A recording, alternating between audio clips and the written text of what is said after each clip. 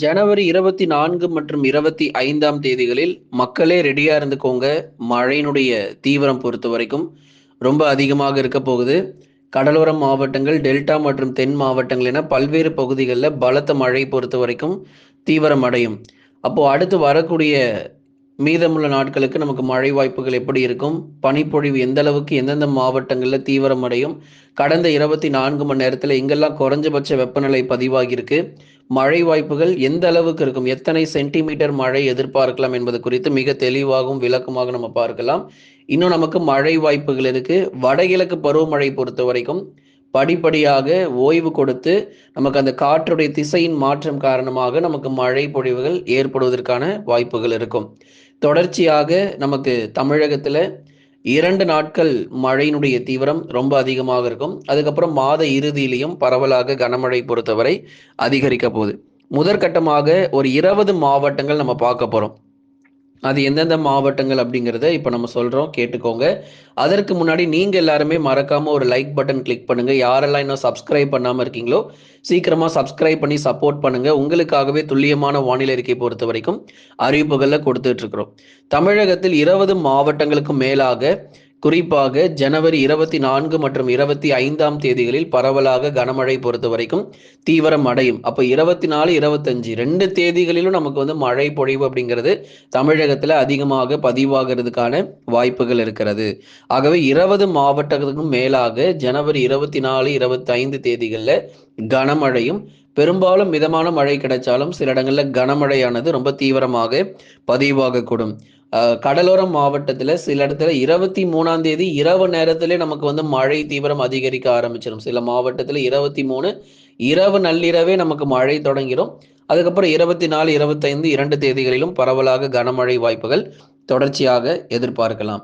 கடலோர மற்றும் டெல்டா மாவட்டங்கள் அநேக இடங்களில் பரவலாக மிதமானது முதல் கனமழையினுடைய தீவிரம் இருக்கும். சென்னை, திருவள்ளூர், காஞ்சிபுரம், செங்கல்பட்டு, வட சென்னை மற்றும் தென் சென்னை பகுதிகள், ஆவடி, அம்பத்தூர் மற்றும் அதன் சுற்றுவட்டார பகுதிகள், அதை தொடர்ந்து சென்னை பகுதிகள், நகர பகுதிகளிலும் பெரும்பாலான இடங்கள்ல நமக்கு வந்து மிதமானதிலிருந்து கனமழை பெய்யும். குறிப்பாக நம்ம திருவள்ளூர் மாவட்டத்தில் கும்மிடிப்பூண்டி, பொன்னேரி, பழவேற்காடு, அதை தொடர்ந்து பள்ளிப்பட்டு மற்றும் அதன் சுற்றுவட்டார பகுதிகள், நிறைய இடங்கள் திருவள்ளூர் மாவட்டத்தில் பெரும்பாலான பகுதிகளில் மிதமானதிலிருந்து கனமழை வரைக்கும் எதிர்பார்க்கலாம். காஞ்சிபுரம் மற்றும் செங்கல்பட்டு மாவட்டங்களிலும் 24 மற்றும் 25 தேதிகளில் பரவலாக கனமழை வாய்ப்புகள். காலை நேரங்கள், பகல் மற்றும் மாலை நேரங்களில் நாள் முழுவதும் விட்டு விட்டு பரவலான மழையா இருக்கும். அதாவது காலை நேரங்களில் சிறிது நேரம் மழை பொழிவு, அப்புறம் மாலை நேரங்களில் சிறிது நேரம் மழை பொழிவுன்னு சொல்லி அந்த 2 நாட்களும் விட்டு விட்டு பரவலாக மழை வாய்ப்புகள் தொடர்ந்து நீடிக்க போகுது. அதனால இது ஒரு கடைசி மழை பொழிவாக தமிழ்நாட்டில் பார்த்துக்கிட்டு இருக்கோம். இந்த வடகிழக்கு பருவமழை எல்லாம் முடிவடைந்து இப்போ வரக்கூடிய இந்த மழை பொழிவெல்லாம் இந்த கோடை காலங்களுக்கு முந்தைய நிலையில பெய்யக்கூடிய இந்த மழை தான். இன்னும் பிப்ரவரி மாதத்திலையும் கொஞ்சம் மழை கிடைக்கும். அதே போல் இந்த ஜனவரி இறுதியிலும் பரவலான மழை வாய்ப்புகள் இருக்கு. அடுத்தடுத்து வரக்கூடிய நாட்கள்ல வெயிலுடைய தாக்கம் எந்த அளவுக்கு தமிழ்நாட்டில் அதிகரிக்கும் அப்படிங்கிறதையும் நிச்சயமா நம்ம சொல்லிடுறோம். எத்தனை சென்டிமீட்டர் எதிர்பார்க்கலாம் அப்படின்னா, எப்படி பார்த்தாலும் சென்னையிலேருந்து நீங்கள் கடலூர் வரைக்கும், விழுப்புரம், கடலூர், புதுச்சேரி, காரைக்கால், கள்ளக்குறிச்சி மாவட்டங்கள், இந்த பகுதிகள், சென்னை முதல் கடலூர் வரை இருக்கக்கூடிய கடலோர மாவட்டங்களில் 5 சென்டிமீட்டர் முதல் 7 சென்டிமீட்டர் மழை வரைக்கும் எதிர்பார்க்கப்படுது. பெரும்பாலும் 3, 4 சென்டிமீட்டர் மழை இருக்கும். சில இடத்துல 5 முதல் 7 சென்டிமீட்டர் மழை வரைக்கும் பதிவாகிறதுக்கான வாய்ப்பும் இருக்கு.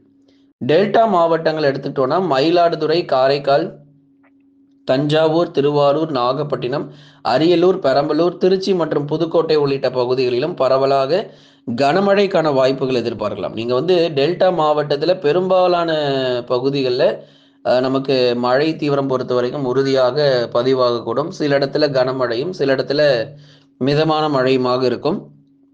டெல்டாவிலுமே கூட கடலோரம் மற்றும் கடலொட்டிய பகுதிகளில் கனமழையாகவும், திருச்சி, அரியலூர், பெரம்பலூர்லாம் வந்து மிதமான மழை பொழிவாகவும் எதிர்பார்க்க முடியும். அப்போ வட தமிழ்நாட்டில் இருக்கக்கூடிய பெரும்பாலான பகுதிகளிலும், டெல்டாவில் இருக்கக்கூடிய அநேக இடங்களிலும் பரவலாக விட்டு விட்டு மிதமானதிலிருந்து கனமழை. அந்த 2 நாள் மட்டும்தான், 24, 25 அந்த 2 நாள் மட்டும் மழை வந்துட்டு ஓய்வு கொடுத்துரும். அதுக்கப்புறம் நீங்க மழை கேட்டாலும் கிடையாது. அதுக்கு அடுத்த மழை பொழிவு எப்போ வருங்கிறது நம்ம சொல்லியிருக்கிறோம். அடுத்த மழை பொழிவுகள் ஜனவரி 30, 31 மற்றும் பிப்ரவரி 1ஆம் தேதிகளில் பரவலாக மழை வாய்ப்புகள் அதிகரிக்கக்கூடும். அடுத்ததா வட தமிழக உள் மாவட்டங்கள், மற்றும் தென் மாவட்டங்கள்ல மழை பொழிவுகள் எப்படி இருக்கும் அப்படிங்கிறதையும் நிச்சயமா நம்ம பார்க்கலாம். வட தமிழக உள் மாவட்டங்களிலும் கணிசமாக நமக்கு மழை வாய்ப்பு அதிகரிக்கும். ஏன்னா, கடலோர பகுதிகளில் நமக்கு மழை பொழிவானது பதிவாகி இருக்கிறது. அதுக்கப்புறம் டெல்டா மாவட்டங்கள் பார்த்தோம். அடுத்ததாக வட தமிழக உள் மாவட்டங்கள் பொறுத்த வரைக்கும் லேசான மற்றும் மிதமான மழையாக எதிர்பார்க்கலாம். மழையே வராம போயிடும் அப்படிங்கிறது கிடையாது. சாரல் மற்றும் மிதமான மழை வரைக்கும் பதிவாகும்.